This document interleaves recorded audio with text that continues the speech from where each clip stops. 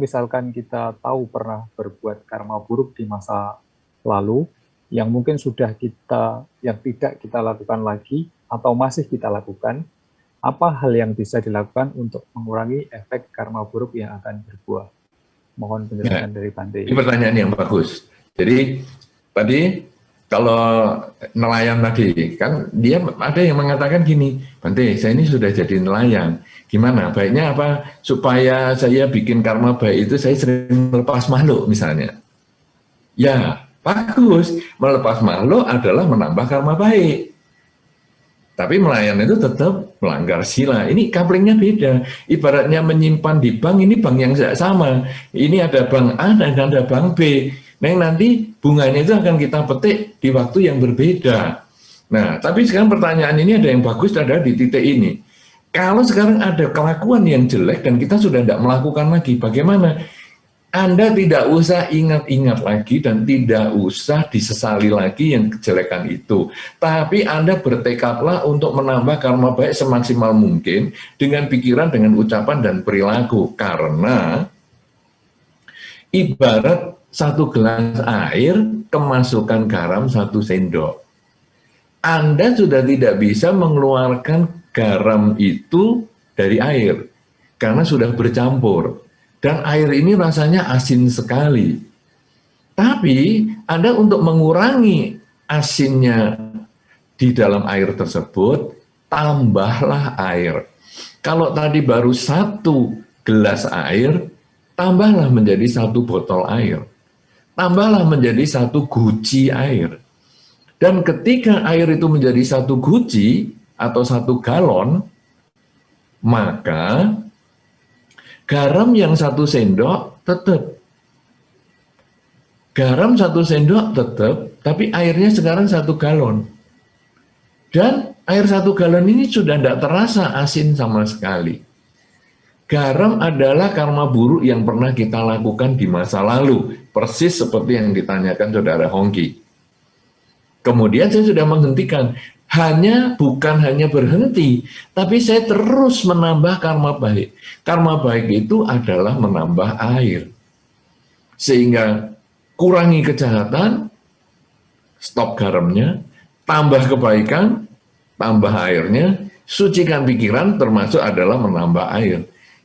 Dan itulah yang akan mengurangi risiko buah karma buruk yang kita miliki. Tapi kalau kita mikiri terus, aduh aku kok dulu melakukan ini ya, aku kok melakukan ini, kita sebetulnya sedang memetik buah karma buruk terus ke dalam pikiran kita, karena aduh aku kok jadi menderita ya hidupku, kenapa aku dulu melakukan itu. Sudah, yang dulu ya sudah lewat, jangan dipikir lagi, tapi perbanyak kebajikan dan hentikan kelakuan yang tidak baik itu. Karena seseorang yang disebut berubah adalah ketika dia sadar melakukan hal yang buruk dan dia menghentikan. Tadi saya sudah sampaikan dalam pertanyaan Raja Milinda dan Nagasena bahwa orang yang mengerti hukum dan melanggar hukum dia hanya melakukan sekali dan tidak melakukan lagi. Tapi orang yang tidak mengerti hukum dan dia melanggar hukum, dia akan mengulang dan mengulang karena ketidakmengertiannya.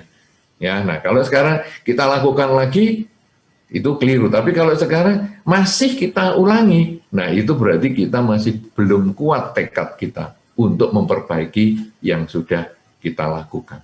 Ya, baik, itu sudah terjawab. Mudah-mudahan bermanfaat baik untuk si penanya maupun teman-teman yang lain, karena ini pertanyaan yang sangat umum bahwa saya dulu waktu kecil sudah disuruh membunuh ini oleh orang tua saya. Apakah saya sekarang melepas makhluk? Ya, melepas makhluk bagus, yang sudah membunuh itu perbanyak kebajikan yang lain, supaya Anda memperoleh kebahagiaan dengan melaksanakan kemoralan.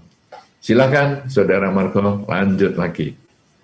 Terima kasih Bante atas penjelasannya. Ini Saudara Hongki ini salah satu anggota IDBC yang semangat belajar Dharma, Bante. Jadi Hongki pesan dari Bante tadi, move on untuk berbuat banyak baik ya Hong ya. Sama-sama kita memperbanyak perbuatan baik. Kita lanjut Bante, pertanyaan selanjutnya ada dari Ricky Surabaya.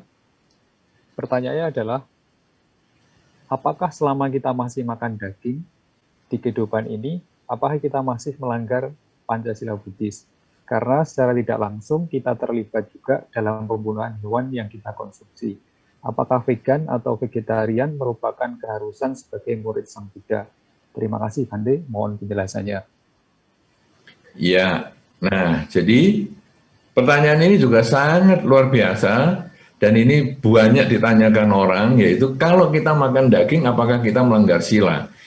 Anda kalau makan daging, membeli bangkai di pasar itu tidak masalah, karena bangkai di pasar itu Anda beli dan tidak beli, itu dia sudah mati. Karena di dunia ini isinya bukan cuma 5 orang. Ya, kalau sekarang kita andaikan 5 orang. Kalau di dunia ini isinya 5 orang, kemudian 5 orang ini membutuhkan 1 orang ini membutuhkan 1 ayam, maka ketika kita beli di pasar, karena penghuninya dunia ini 5 orang, selain si penjual maksud saya, maka si penjual hanya menyediakan 5 potong ayam. Kemudian kalau saya berhenti tidak makan daging ayam, maka si penjual, waduh ini kan 1 ayam nggak laku nih, besok dia motong 4. Kalau ada 3 yang tidak makan daging ayam, maka hanya ada 2 yang makan, penjual besok 2 motongnya. 5 orang tidak makan daging ayam, akhirnya penjual besok ganti usaha, karena aduh jual ayam nggak laku nih, aku ayamnya nggak aku potong, nggak ada yang beli juga, jadi ayamku sampai tua-tua nggak ada yang mau beli karena isinya 5 orang. Tapi ternyata di dunia ini isinya tidak 5 orang, jauh lebih banyak. Nah sekarang kalau berkembang dari 5 orang ini, misalnya 1 tidak makan daging ayam, tapi 1 tidak makan daging ayam ini ada orang yang melahirkan anak, dia justru membutuhkan kaldu ayam. Nah, jadi akhirnya si kelompok 5 ini memang tidak makan daging, tapi ada kelompok lain yang membutuhkan daging. Kemudian ada kelompok lain yang bayi mulai agak dewasa, dia juga membutuhkan daging ayam. Kemudian ada lagi yang lain, yang olahragawan dan lain-lain dan lain-lain. Jadi 5 orang tidak makan, yang ini ada grup lain yang makan. Grup lain tidak makan, grup lain yang makan. Dan lain sebagainya, sehingga di dalam Dharma bukan membatasi orang dilarang makan, tapi adalah orang kalau beli daging di pasar, beli bangkai, dia termasuk tidak melanggar sila, karena sila itu berhubungan dengan niat.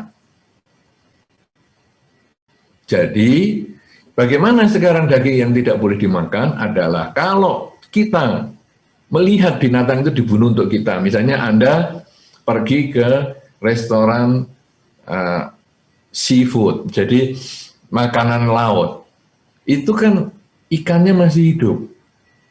Kemudian Anda tunjuk, kemudian diambil, ditimbang, dibunuh untuk Anda. Itu Anda melakukan pembunuhan karena Anda ada niat untuk melakukan. Tetapi ketika beli bangkai ikan, Anda pergi ke tempat seafood dan kemudian Anda lihat di kulkas, ada yang mati ikannya, ada, oke, silakan digoreng saja. Itu tidak masalah, karena kita tidak punya niat untuk membunuh. 1, tidak melihat binatang itu dibunuh untuk kita. 2, tidak mendengar binatang itu dibunuh untuk kita. Dan yang ketiga, ragu-ragu binatang itu dibunuh untuk kita. Tapi selama kita tidak punya langganan, jadi misalnya saya butuh ayam ini, terus saya pesan sama bakul ayam, tolong ya, besok saya dipilihkan ayam yang muda, yang begini-begini. Nah itu kita terlibat dalam pembunuhan, karena bakul ayam mengatakan, atau si penjual ayam, oke Pak, besok saya pilihkan sesuai dengan pesanan Bapak. Dan pasti sudah mati lah sampai sini. Ya iyalah, tapi kita mendengar binatang itu dibunuh untuk kita. Atau kita biasa beli ayam hari-hari tertentu, misalnya tiap hari Senin misalnya. Kemudian Bapak itu datang, Pak, ini saya hari ini sudah saya siapkan. Bapak kan biasa kalau beli hari Senin, jadi ini saya sudah potongkan. Kan Bapak nggak suka kalau mendengar atau melihat binatang dibunuh untuk Bapak, kan tidak mau. Baik, ini saya sudah tahu kalau Bapak Senin butuh, ini saya siapkan. Kita mendengar ini kita ragu, ini kan dibunuh untuk kita juga jangan makan. Nah, jadi seorang umat Buddha kalau mau jalankan vegetarian bagus, tapi bukan keharusan. Ya, itu adalah latihan tambahan untuk pengendalian keinginan. Anda boleh melatih itu, tidak masalah, tapi Anda tidak vegetarian, juga tidak masalah selama Anda hanya membeli bangkai. Jelas itu? Nah, oke, sudah terjawab. Saudara Riki, silakan Saudara Margo. Baik, terima kasih Bante atas penjelasannya. Pertanyaan selanjutnya dari Saudari Feni di Medan. Seperti analogi yang tadi Bante contohkan, misalnya seorang nelayan yang tidak apa-apa untuk menangkap ikan karena memang pekerjaan yang sulit dihindari. Kemudian ada lagi yang lain yang Bante sebutkan tadi, bahwa murid yang mencontek diharapkan untuk kembali tujuan utamanya adalah belajar. Nah, pertanyaan dari Feni adalah, bagaimana jika si murid ini tujuannya adalah bukan belajar, tetapi hanya semata-mata untuk mendapatkan nilai yang bagus, begitu Bante? Iya, tadi saya sebetulnya sudah bahas itu, bahwa nilai yang bagus, tapi kalau otaknya kosong untuk apa, nyontek itu kan, sebenarnya tujuan kita sekolah itu kan untuk mendapat pengetahuan. Tapi kalau sekarang nyontek itu kan hanya mendapat keterampilan menyontek, tapi tidak ada pengetahuannya, sehingga nanti kalau ditanya lupa. Dan sayang sekali, misalnya pengetahuan ini, misalnya pelajaran biologi misalnya, yang nanti biologi itu kan hafalan, kemudian dia nyontek, ya nyontek nilainya bagus, tapi ada satu masa dia harus kerja yang berhubungan dengan biologi, dia nanti bisa tidak ngerti apa-apa, dan akhirnya orang kan menganggap, loh kamu ini sekolah ini dulu bayar pakai apa ini? Pakai uang apa pakai kertas sembahyang? Kok ditanya begini aja tidak ngerti. Nah, jadi ini sebetulnya yang rugi diri kita sendiri. Ya, maka kita lalu lihat tujuan hidup kita ini apa. Kalau bisa nilai bagus, tapi juga pengertian. Nah, itu belajar, jangan nyontek. Ya, Saudara Feni, mudah-mudahan ini bisa memahami bahwa menyontek itu bukan sesuatu yang bagus karena kita menipu diri kita sendiri. Nomor satu, menipu diri kita sendiri. Nomor dua, menipu lingkungan. Kelihatannya angkanya bagus-bagus, tapi ternyata diri kita nol, tidak punya pengetahuan apa-apa. Oke, Saudara Margo, silahkan lanjut. Baik, terima kasih Bante. Pertanyaan selanjutnya datang dari Saudara Hendrik di Jakarta. Pertanyaannya adalah, bagaimana cara bijak untuk menjalani fenomena sandwich generation bagi seorang yang berpendapatan pas-pasan, tapi harus menanggung hidup 3 generasi, misalkan orang tua, pasangan, dan juga anak-anak.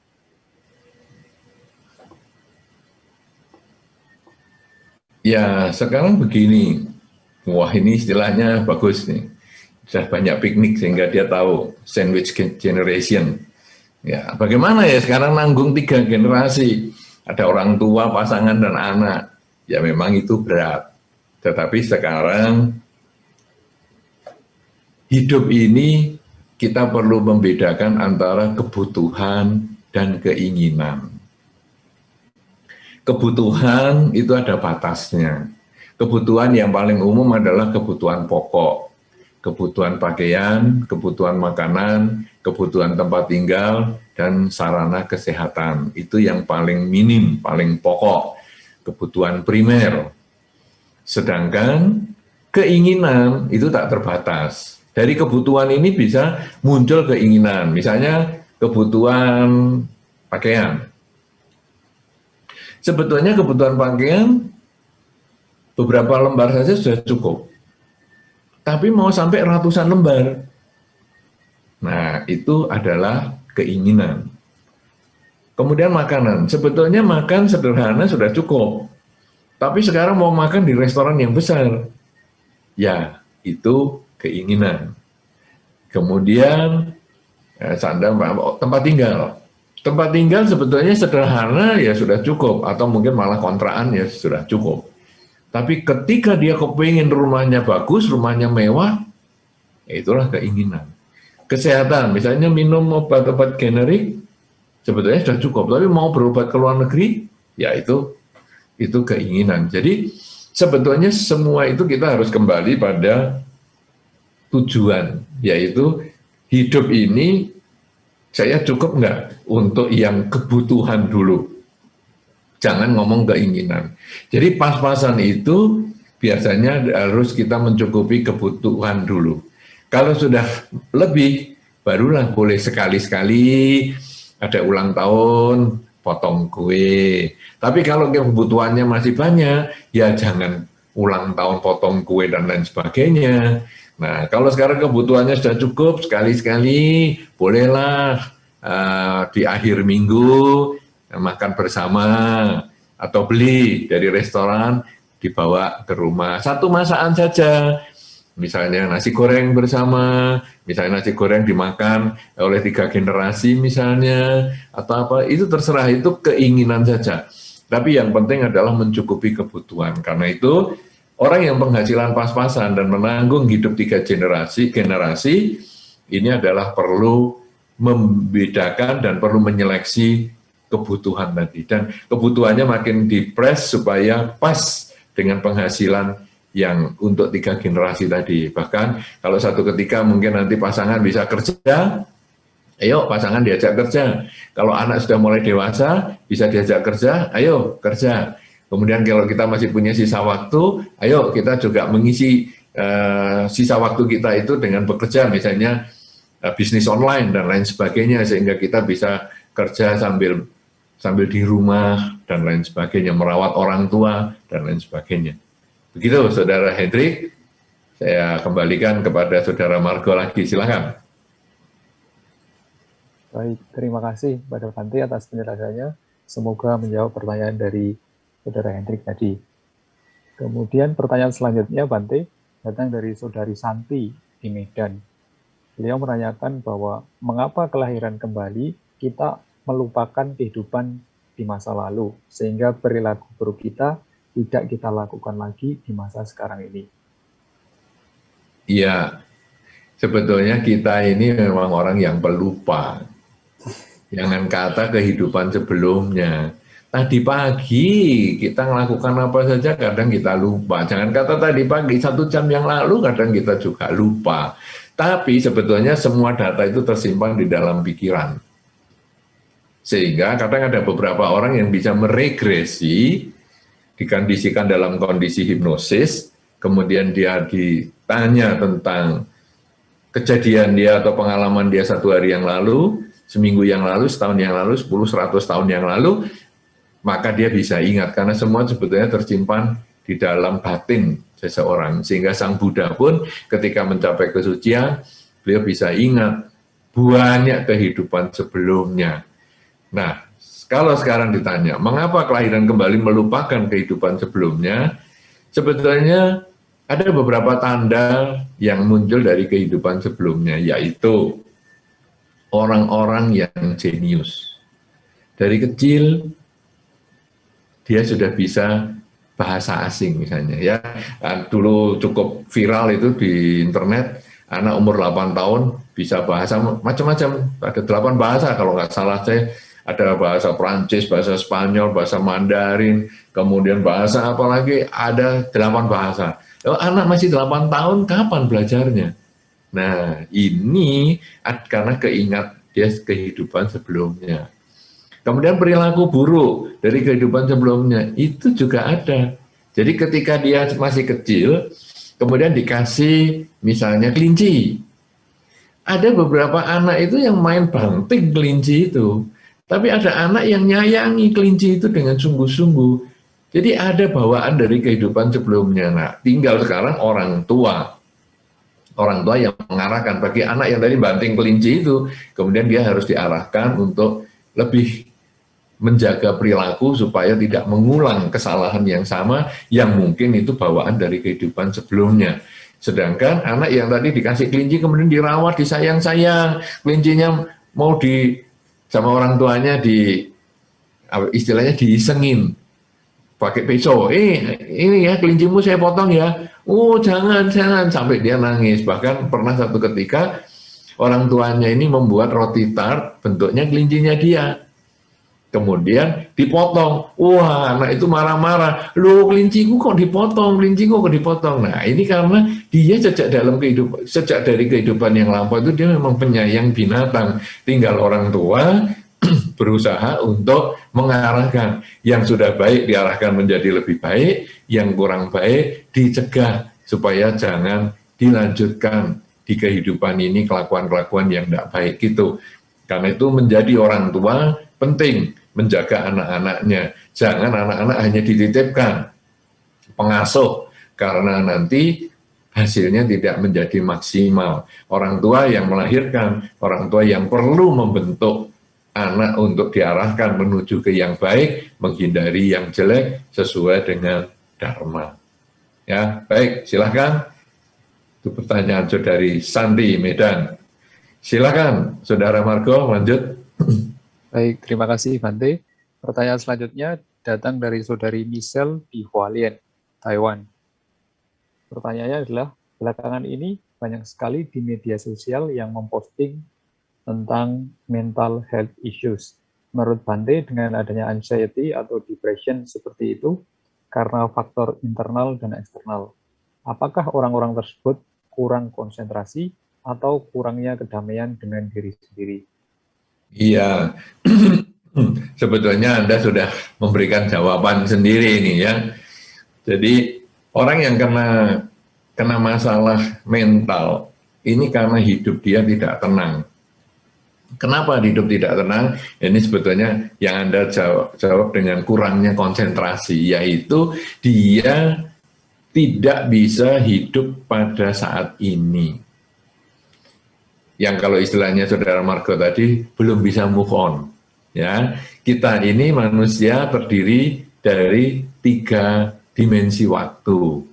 Ada masa lalu, masa sekarang, dan masa depan. Masa lalu itu relatif pendek maupun panjang sama, tapi itu adalah masa lalu. Misalnya yang pendek, detik yang lalu itu adalah masa lalu. Menit yang lalu itu adalah masa lalu. Jam yang lalu adalah masa lalu. Tahun yang lalu, abad yang lalu itu adalah masa lalu. Masa depan juga sama, relatif pendek maupun panjang. Detik yang akan datang, masa depan. Menit yang akan datang, masa depan. Tahun, abad yang akan datang, itu masa depan. Nah, masa lalu dan masa depan itu, kalau masa lalu, hanya kenangan, hanya ada dalam pikiran aja. Ingatan. Masa depan adalah tujuan. Masih imajinasi juga. Masih khayalan. Yang real adalah saat ini. Orang yang mengalami sakit mental adalah karena dia kadang memikirkan yang dulu-dulu, aduh, aku kenapa ya masa kecilku dulu kok gitu, atau kalau tadi ada pertanyaan yang sebelumnya tadi yang kemudian disimbolkan oleh saudara Margo adalah sebagai move on tadi. Duh, kenapa aku dulu melakukan kesalahan seperti ini, mestinya kan aku begini begitu. Nah, jadi dia tidak bisa move on dan itu dia menimbulkan stres. Atau, aduh besok bagaimana ini kalau kejadian seperti ini dilanjutkan lagi, aduh nanti kan kita gini, stres. Padahal kenyataan kan saat ini, bukan masa lalu dan yang akan datang. Tapi masa lalu itu, kalau saya sudah melakukan kesalahan, perbaiki saat ini. Kalau ada prestasi di masa lalu, tingkatkan saat ini. Jadi saat ini adalah saat untuk memperbaiki masa lalu. Kemudian masa depan, kalau ada hal yang menakutkan, mulailah kita hindari saat ini. Jadi kita melakukan yang terbaik saat ini, supaya masa depan kalau ada hal yang menakutkan itu bisa kita hindarkan. Masa depan kalau ada yang menyenangkan, mulai kerjakan saat ini. Jadi saat ini untuk memperbaiki masa lalu dan membangun masa depan, tapi realnya adalah saat ini. Orang yang perlu untuk dipersiapkan ketika dia mengalami kesehatan mental adalah mengembangkan kesadaran pada saat ini, yang istilah Anda adalah kurang konsentrasi, sehingga tidak ada kedamaian dalam diri. Kedamaian dalam diri itu akibat dari tidak bisa konsentrasi. Nah sekarang bagaimana supaya bisa konsentrasi? mulailah dengan mengembangkan kesadaran. Saat ini saya sedang apa? Jadi saat ini saya sedang apa? Oh, saat ini saya sedang duduk. Saat ini saya sedang berbaring. Saat ini saya sedang bekerja. Saat ini saya sedang berbicara. Saat ini saya sedang membaca. Saat ini saya sedang telepon. Saat ini saya sedang mendengarkan. Saat ini saya sedang nonton dan lain sebagainya dan lain sebagainya. Kalau nanti Anda mau tidur, itu yang akan menjadi bukti. Badan Anda sudah di kasur. Kemanakah pikiran Anda? Kalau Anda mikirnya, aduh tadi siang kok begini ya, besok bagaimana? Nah, itu tidak ada konsentrasi, tidak ada kedamaian. Tapi begitu Anda sadari, saat ini saya sedang apa? Sedang berbaring. Saat ini saya sedang apa? Nah, boleh Anda misalnya mengisi pikiran dengan kalimat positif. Saat ini pikiran saya mengucapkan semoga semua makhluk bahagia, semoga semua makhluk bahagia. Atau Anda mengisi dengan mengamati masuk keluarnya nafas. Saat ini nafas saya masuk, saat ini nafas saya keluar. Begitu Anda sadar dan konsentrasi, batin menjadi tenang, tidurnya cepat. Dan terbebas dari masalah kesehatan mental. Ya, jadi kuncinya disadar saat ini saya sedang apa. Dan nanti Anda akan menjadi selalu memaksimalkan kehidupan saat ini, karena Anda hanya punya detik ini. Detik yang tadi Anda sudah lewat, sudah tidak bisa kembali lagi. Detik yang akan datang Anda belum datang, belum tentu ketemu detik yang akan datang. Yang ada hanyalah saat ini. Dan itulah, kalau Anda selalu sadar saat ini, maka Anda bekerja dengan maksimal saat ini untuk memperbaiki masa lalu dan membangun masa depan.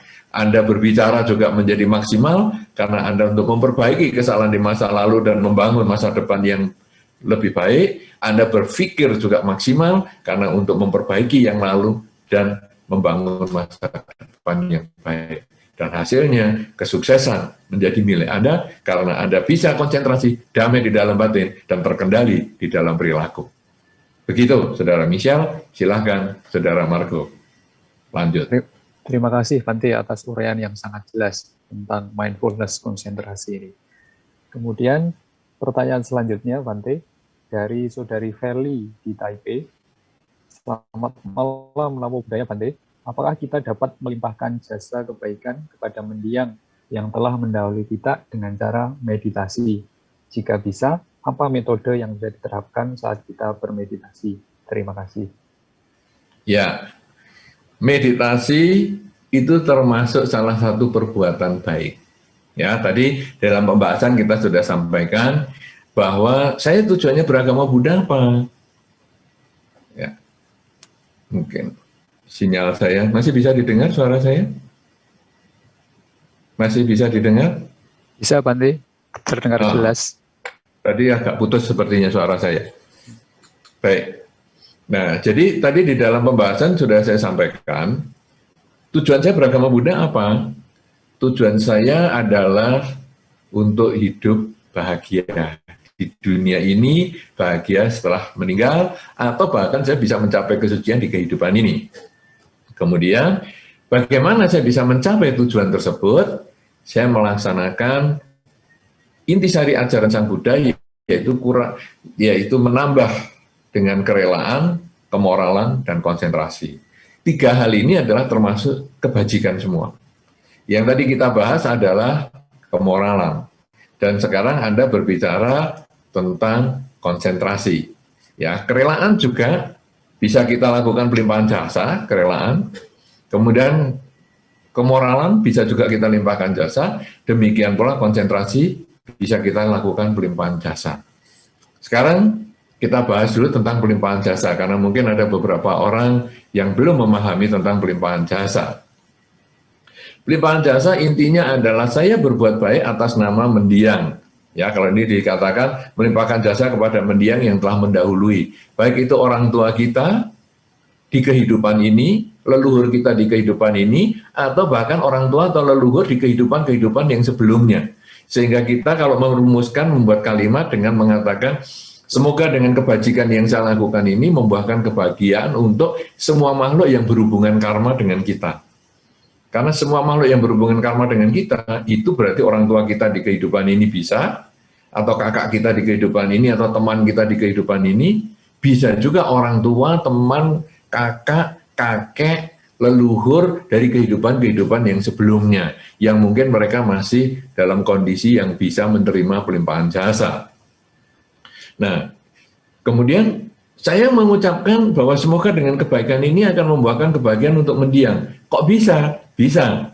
Itu sama dengan Anda berada di Taipei, kemudian Anda memberikan informasi kepada orang tua Anda bahwa, saya sekarang sudah lulus loh, ini saya nilainya bagus-bagus. Nah, Anda tinggal di tempat yang jauh, orang tua Anda di Indonesia. Tapi ketika orang tua Anda mendengar kabar baik Anda, dia berbahagia. Padahal yang lulus Anda. Orang tua Anda hanya dapat kabar. Nah, tapi bahagia itu, kalau orang tua Anda bahagia dengar kabar Anda, itu sebetulnya dia melakukan karma baik. Karma baik lewat pikiran. Karena kalau Anda menyampaikan kepada musuh Anda guaya, sombong lo, lulus aja sombong, nah, tapi pikirannya negatif. Anda menyampaikan berita kelulusan yang sama, tetapi musuh Anda tidak suka, benci, tapi orang tua Anda bahagia. Itu sebetulnya pelimpahan jasa sistemnya seperti itu, mengkondisikan mendiang berbahagia di alam kelahiran yang sekarang dengan perbuatan baik Anda. Seperti tadi Anda lulus, Anda yang melakukan, tapi mereka yang berbahagia yang di Indonesia.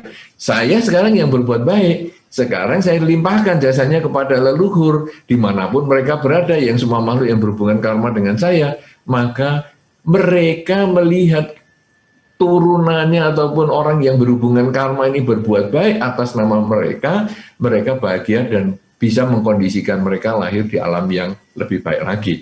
Nah, sekarang kalau saya melakukan kerelaan apa? Misalnya, saya pergi ke, misalnya, tadi ada misalnya ke wihara misalnya, ya tadi kan ada itu, ITBC pergi ke wihara mana, kemudian berbuat baik di sana, misalnya berdana, makan misalnya ke sana, itu kerelaan yang bisa dilimpahkan jasanya.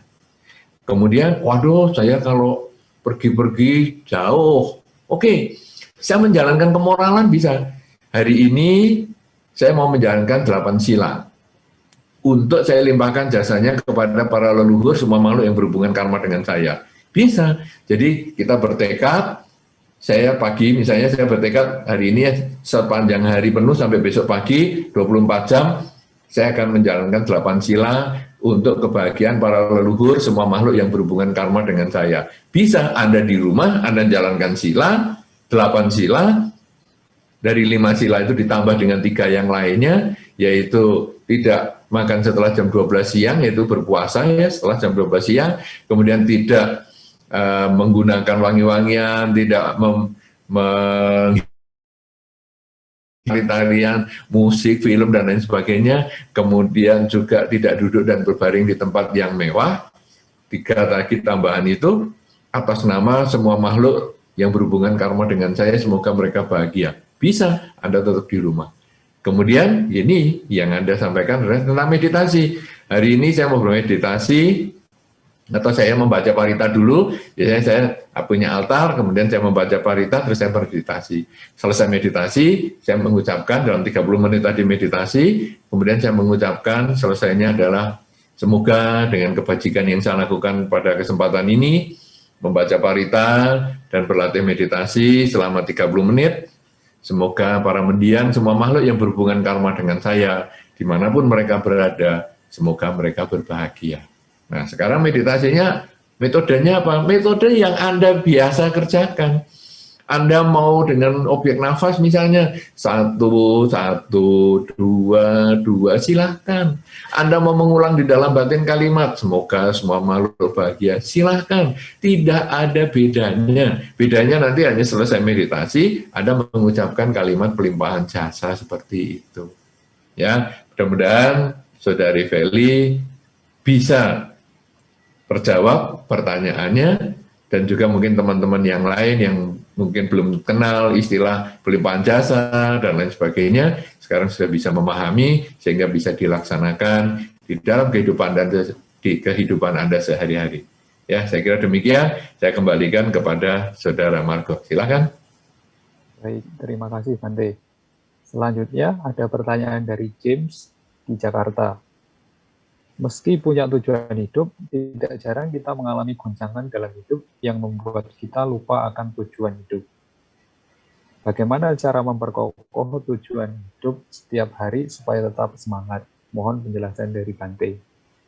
Ya, jadi sebetulnya semangat itu muncul kalau kita punya tujuan hidup. Ya, tadi James tinggal di Jakarta. Anda misalnya dari Jakarta menuju ke Surabaya, kalau naik mobil ya kira-kira ya bisa 8 jam lah mungkin, katakanlah seperti itu.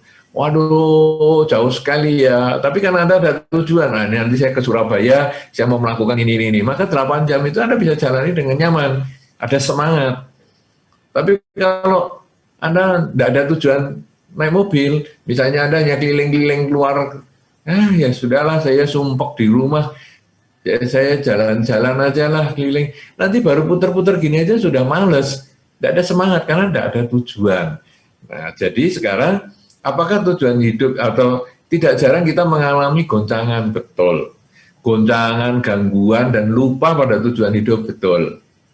Nah, tapi kita tulis kalau bisa. Kalau perlu kita masukkan di wallpaper kita sehingga buka HP, tertulis di situ tujuan hidup, slogan kita. Itu menjadi slogan kehidupan kita. Saya harus mencapai ini misalnya. Atau ditulis di meja kerja Anda, atau ditulis di dinding yang tempat Anda biasa duduk di situ misalnya. Sehingga Anda tidak lupa. Sehingga tiap kali Anda mengalami goncangan hidup, lalu semangat menurun, tujuanku kan ini, bangkit lagi untuk semangat dan berjuang lagi. Kalau perlu, Anda berbagi tujuan hidup ini dengan orang di sekitar Anda. Anda mengatakan, nanti ya kalau saya tercapai tujuan hidup saya, kamu pasti akan saya gini-gini kan. Nah, nanti kalau saya lupa dengan tujuan hidup saya kendor dengan tujuan hidup saya, kamu ingatkan saya ya. Kita boleh gunakan gitu, karena kadang-kadang diri sendiri ini bisalah semangat itu menurun. Tapi ketika kita mengkondisikan orang lain mengetahui tentang diri kita, mengetahui tujuan kita, maka hasilnya, loh kamu kok jadi nggak semangat gitu, padahal kan kamu dulu tujuannya gini. Iya ya, oke, semangat lagi. Itu caranya. Jadi gunakanlah selain faktor internal, kita ingat terus tujuan hidup kita, kemudian juga tulis di berbagai tempat, supaya kita selalu masuk sebagai slogan hidup kita, tujuan hidup itu juga membutuhkan faktor eksternal. Eksternal kita ya mungkin orang-orang di sekitar kita, teman, keluarga, dan lain sebagainya, untuk mengingatkan kita ketika kita lemah dan tidak bersemangat. Apa sih tujuan hidupmu? Nah akhirnya, oh iya ya, gue harus semangat, gitu. Ya, begitu Saudara James. Kita kembalikan kepada Saudara Marco untuk buat pertanyaan yang lain. Baik, terima kasih. Kita sudah hampir 45 menit ini, Saudara Marco, kita sampai jam berapa kira-kira untuk jam Indonesia? Jam Indonesia sampai jam 19.30, Bante. Oh, 15 menit lagi? Iya, Bante, sekitar 15 menit lagi. Oke. Baik. Lanjut. Semakin menarik diskusi kita, Bante. Itu dia. Dan kita banyak pertanyaan dari kota-kota yang lain. Coba bayangkan ITBC yang adakan di Taiwan, sekarang ternyata kota-kota lain ini pada bertanya. Sehingga nanti kalau orang dari kota-kota lain ini akan berkunjung ke Taiwan, saya kira sangat bagus untuk menghubungi ITBC. Ya, ITBC nanti kasih kontak personnya, sehingga kalau ada orang ke Taiwan misalnya, apakah karena mau sekolah, mau kerja, mau apa, hubungi ITBC supaya nanti kalau kumpul-kumpul pun bisa ketemu. Karena ini manfaatnya, kita mengadakan acara dalam jaringan, sehingga bisa diikuti oleh banyak orang dari banyak negara lagi. Ya, ini belum ada yang negara-negara lain nih. Tadi Taiwan, Indonesia, coba cari yang negara lain. Tapi oke, silakan panitia lanjut lagi. Baik, Bante. Ayo, silakan. Pertanyaan selanjutnya ada dari kota lain lagi nih, Bante. Ada Saudari Meta dari Samarinda, Bante. Pertanyaannya adalah, dengan semakin mudahnya mengakses informasi bernuansa religi di berbagai platform, mengapa kriminalitas yang terjadi di masyarakat juga semakin beragam dan sporadis? terlebih gerakan sosial yang mengatasnamakan pluralisme beragama. Mohon penjelasan dari Bante. Iya, kan memang teori dan praktek itu kan memang kadang menimbulkan perbedaan, ada perbedaan ya. Tadi seperti Saudara Margo sampaikan di awal, misalnya kita sudah ngerti Pancasila Buddhis, sudah hafal, oh iya hafal, tapi nanti kalau jalani bolong sana, bolong sini, itu normal. Demikian pula di dalam kehidupan sehari-hari. Ya, jadi kita ini memang mengerti tentang teori menjadi orang baik. Tapi kadang-kadang ketamaan, kebencian, kegelapan batin kita itu yang kuat. Sehingga sesaat kesadaran kita lemah dan kita terpengaruh, dicengkram oleh ketamaan, kebencian, dan kegelapan batin. Sehingga muncullah permusuhan, muncullah dendam, dan lain sebagainya. Ya, ini kan sama dengan kita di wihara. Kita tahu meta, cinta kasih, bukan nama ini ya, bukan nama ini kan kebetulan yang tanya Meta dari Samarinda, tapi kita tahu cinta kasih, kita tahu misalnya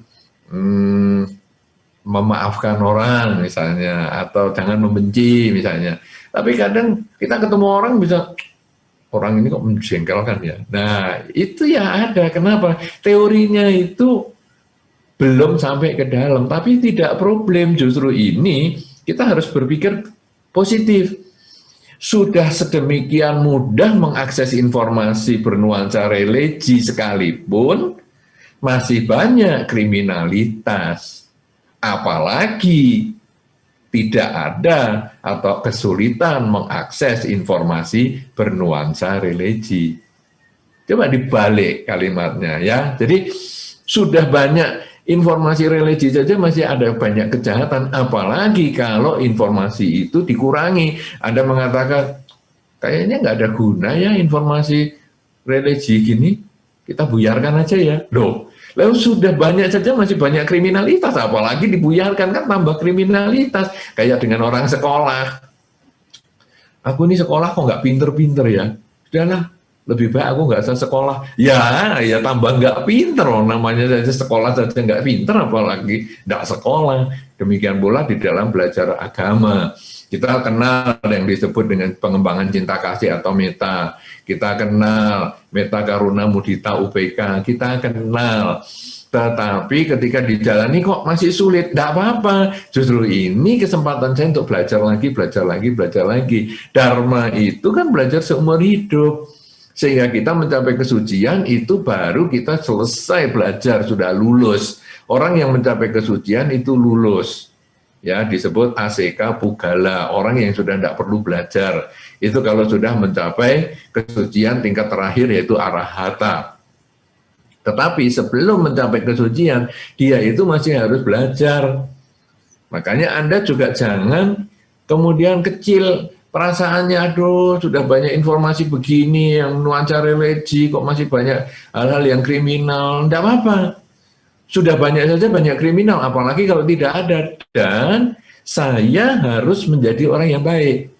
Karena apa? Karena sudah banyak informasi yang bernuansa religi, saya sudah mengakses, maka saya harus berusaha juga menjadi orang yang lebih baik. Karena dengan saya menjadi orang lebih baik, di dunia ini bertambah orang baiknya tambah satu, yaitu saya. Orang jahatnya juga berkurang satu, yaitu saya. Dengan saya belajar menjadi baik, maka saya sudah membantu terciptanya dunia. Karena pengacaunya dunia berkurang satu, yaitu saya.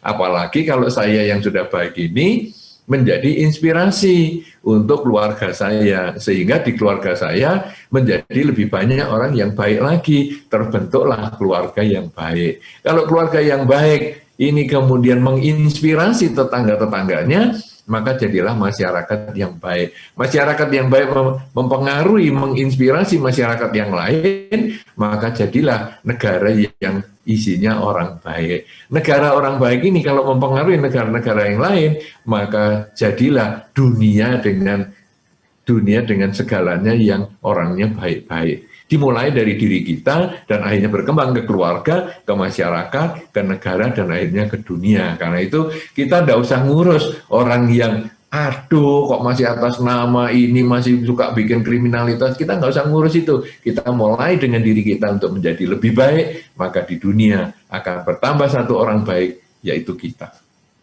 Ya, begitu. Dan kalau semua bisa berpikir begitu, di dunia ini tidak kekurangan orang baik. Saya kira demikian, Saudari Meta. Silakan sekarang Saudara Margo, lanjut lagi. Baik, Bante. Kita masih punya waktu sekitar 7 menit. 2 pertanyaan terakhir ini, Bante. Oh. Ya, Okay. Ini pertanyaan selanjutnya datang dari Saudara Christian di Taipei. Pertanyaannya, bagaimana penjelasannya bertambahnya terus-menerus populasi manusia di muka bumi kalau berdasarkan konsep reinkarnasi? Mohon penjelasan dari Bante. Baik, dalam konsep Dharma sebetulnya bumi ini bukan hanya satu.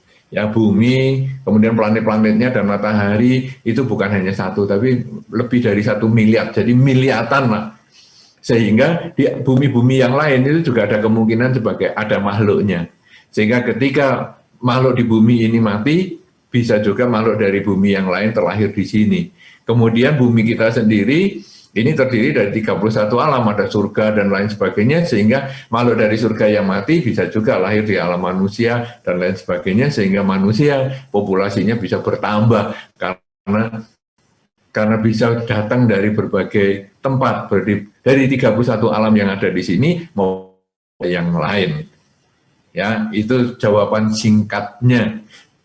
Begitu, Saudara Christian. Lanjut lagi, Saudara Margo. Baik, terima kasih Bante. Ini pertanyaan terakhir Bante. Datang dari Saudari Yuvati di Jakarta. Kalau dalam kehidupan sekarang, kita hidup di lingkungan orang-orang yang membenci kita. Apakah itu adalah orang-orang yang sama di kehidupan lampau yang selalu berselisih dengan kita? Ya, ada kemungkinan karena kebencian dan cinta itu mendekatkan. Kalau kita cinta misalnya, Pangeran Siddhartha dengan dia saudara, itu kan suami istri. 500 kelahiran dia suami istri. Kenapa? Karena cinta, dia selalu mendekatkan. Ya, 500 kelahiran itu yang diceritakan. Dia bisa lebih banyak lagi. Itu suami istri. Kemudian Pangeran Siddhartha dengan Dewa Datta itu sudah musuhan. Itu juga banyak kehidupan sudah musuhan. Artinya cinta dan benci itu mencari. Anda buktikan begini, kalau Anda kebetulan di luar, Anda senang sama si A, maka ketika Anda mau duduk, Anda nyari dulu, si A duduk di mana? Oke, aku mau dekat sama dia. Jadi cinta itu mendekat. Tapi sebaliknya Anda benci sama si B, maka Anda ketika ke wihara, Anda nyari si B duduk di mana? Oh, si B duduk di sana. Oke, aku duduk di sebelah sini, jauh. Cinta dan benci selalu mencari. Demikian pula misalnya binatang. Anda senang dengan anjing, maka begitu Anda pulang rumah, yang dicari anjingnya itu. Anda benci dengan kacoa, maka ketika Anda pergi ke rumah orang, yang dicari adalah kacoannya dulu, dan seterusnya. Kalau sekarang di kehidupan ini misalnya, Anda kok ketemu dengan orang-orang yang membenci, ada kemungkinan dari kehidupan yang sebelumnya Anda juga sudah menanam kebencian sama si A, si B, si C itu. Dan sekarang dia menjadi orang tua Anda, jadi kakak Anda, jadi adik Anda, jadi tetangga Anda, jadi teman Anda, dan lain sebagainya. Lalu bagaimana sekarang kita mau mengatasi itu? Kebencian jangan diselesaikan dengan kebencian. Tapi kebencian itu hanya bisa selesai kalau kita mengembangkan cinta kasih. Jadi saya tidak suka sama dia, tapi dia kan kakak saya. Oke, sekarang setiap kali saya benci sama kakak saya itu, saya ganti dengan kalimat, semoga dia bahagia, semoga semua makhluk bahagia. Kita ulang kalimat itu sampai batin menjadi tenang.